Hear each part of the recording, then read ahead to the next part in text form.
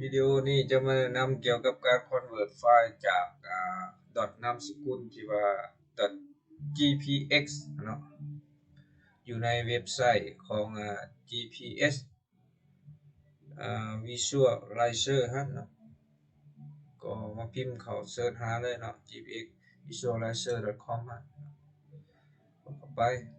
แล้วก็ต่อมาก็มาที่ convert ไฟล์นี้แล้วก็อยู่ในนี้ไฟล์ number 1นี่ก็เลือกค้นหากดเข้าไปมองที่เราเซฟเก็บไว้หันกดเอาแล้วเนาะ .gpx แอดเข้ามาแล้วก็มาที่เครื่องไม้บวกก็นี่นะ show advanced option show advanced option ตัวใดเนี่ยเราจะเอา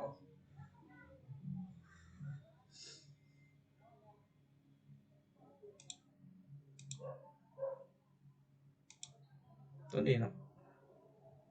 add them data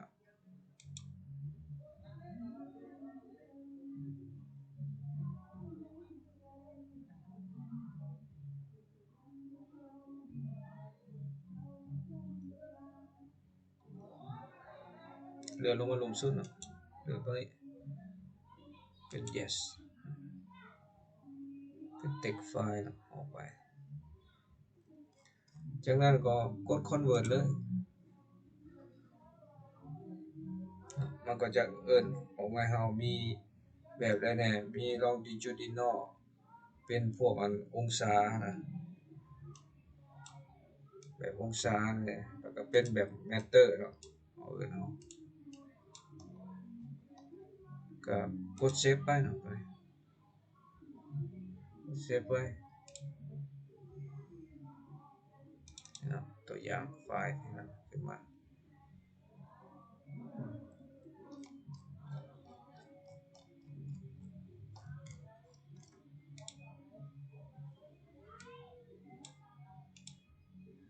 จากนั้นก็มาเปิด Excel นะเปิด Excel กันมา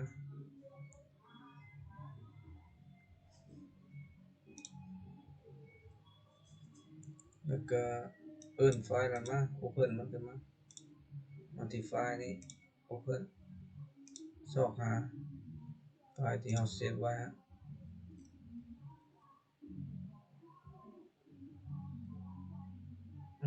ไม่ใช่ละ text file นี่เข้ามาเนาะก็จะได้นี่ไฟล์กดลองดูอย่างนี้ไม่เอาได้ทั้งองศาได้ทั้งเงินเป็นแมปเนาะโอเคเน็กไว้กด finish นี่เนาะตัวได้เนี่ยเราจะตัดออกตัวนี้เอาใส่แล้วลูกจิ๊บตัวนี้เพื่อนของข่อยตัวนี้คือบ่เอามันอยู่ไกลกันอันนี้ก็ไม่เอาว้าวโซนอยู่ไกลกันโซนตัวอย่างใกล้ๆกัน description นะครับมีค่าระดับมาพร้อมเนาะ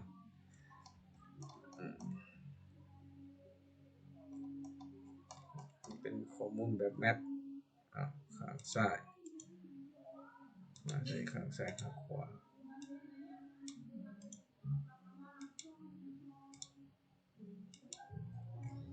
บ่อยมีขอพิษอะไรอยู่ในนี่อาจจะแลนบ่ขึ้นนะตัวนี้เขาก็มาใส่เป็น number ครับ number ไฟล์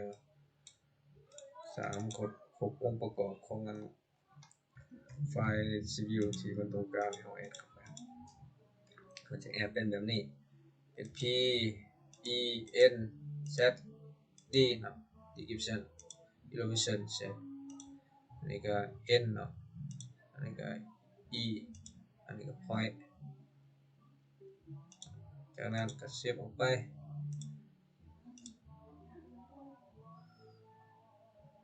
ไว้เดสก์ท็อปคือเก่า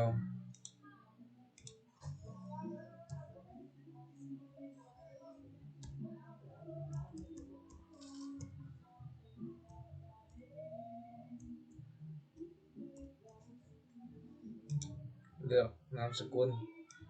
CSV เลือกเป็น text ก็ได้โค้ดออกไปนี่เนาะเรียบร้อยลองแอดเข้ามาซีวิวเบิ่ง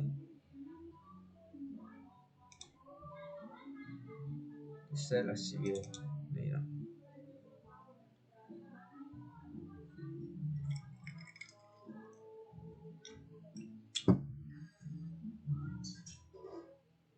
มีเสียงเพลงอันนี้เขาสิบ่แบ่งออกไปวะ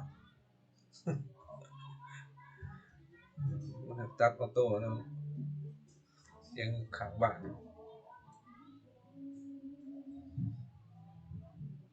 น้องสาว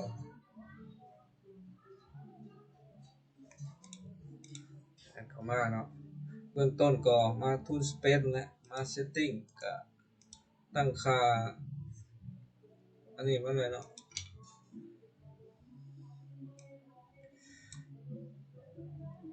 UTM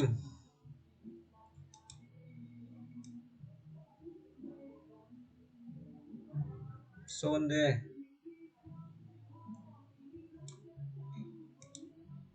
ดาตัมถึงแล้ว84โซนถึงแล้ว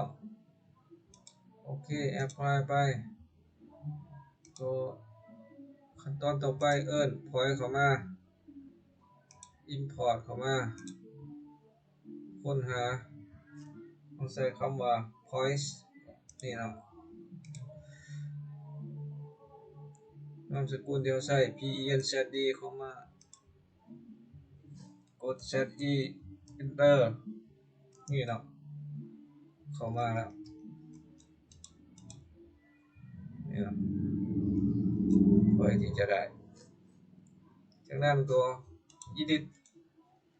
show ทั้ง point ทั้ง description ออกมาตั้งค่า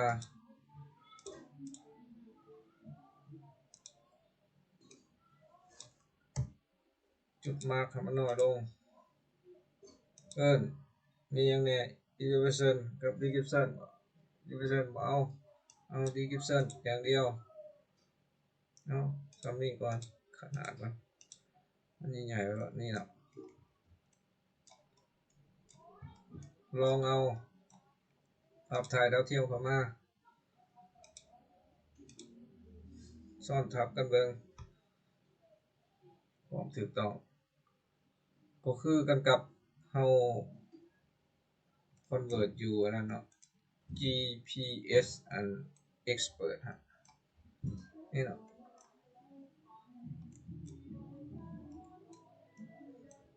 ตัวนี้มันเป็นภาพถ่ายตัวเก่าเนาะถ้าว่าเป็นภาพถ่ายตัวใหม่จะบ่เป็นแบบนี้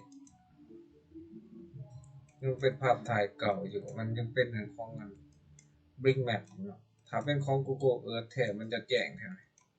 จะเห็นพื้นที่อยู่นี่หมดเลยนะอันนี้บ่แม่น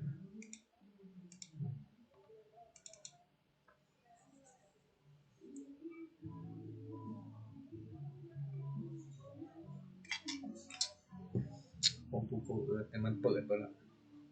คันเฮาไปตัดภาพถ่ายดาวเทียมมาใส่ก็จะได้ตัวแจ้งเฮาก็เลือกเอาเป็นของ Google เอาของ Bing Map Bing Map มันยังเป็นตัวเก่า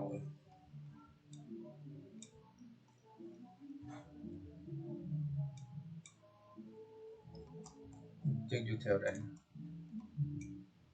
สารวัตร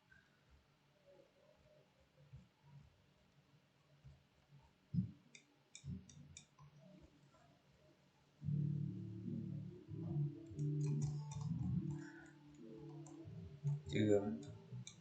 บ่ได้ดึงเข้ามา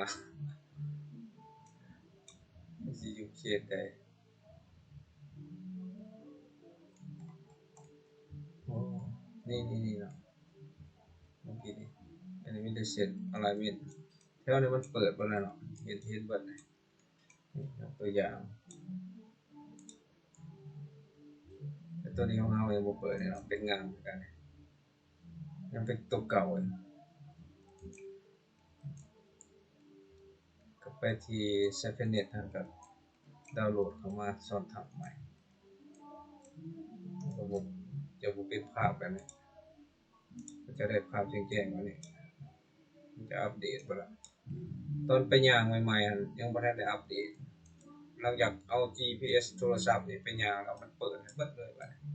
มันก็มีข้อสะดวกดีภายหลังที่เฮาเฮ็ดเวียกแล้วเขาก็อัปเดตนี่ให้เฮาอีกอย่างผมค่อยใช้ข้อยก็ส่วนหลายข้อยจะมักซื้อลิขสิทธิ์มันเลยเนาะมันซื้อตอนนั้นประมาณ4-5เหรียญหรือ9เหรียญนี่แหละประมาณ10เหรียญนะอย่างต่ำก็ซื้อใช้เลยอ่า GPS ของแอปพลิเคชันโทรศัพท์ก็ถือว่าสำเร็จเนาะตัวนี้ก็มีแต่คอนเวิร์ตอย่างนั้นนะของอยู่ในนะครับเว็บไซต์ถ้ากรณีไผบ่มีสัญญาณก็เฮ็ดบ่ได้นะตัวนี้ต้องมีสัญญาณก่อนเนาะถึงเฮ็ดได้สัญญาณโทรศัพท์เกี่ยวกับเรื่องอินเทอร์เน็ตนั่นแหละสัญญาณมันอยู่เขตใกล้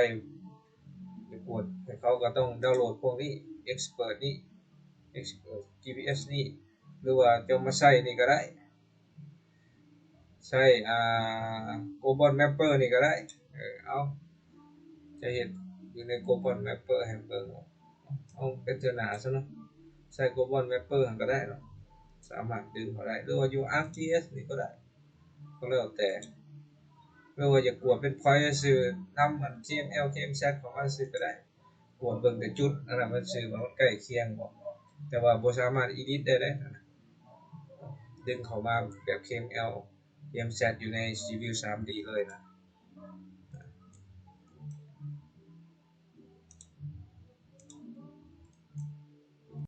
พบกันวิดีโอหน้าบัดนี้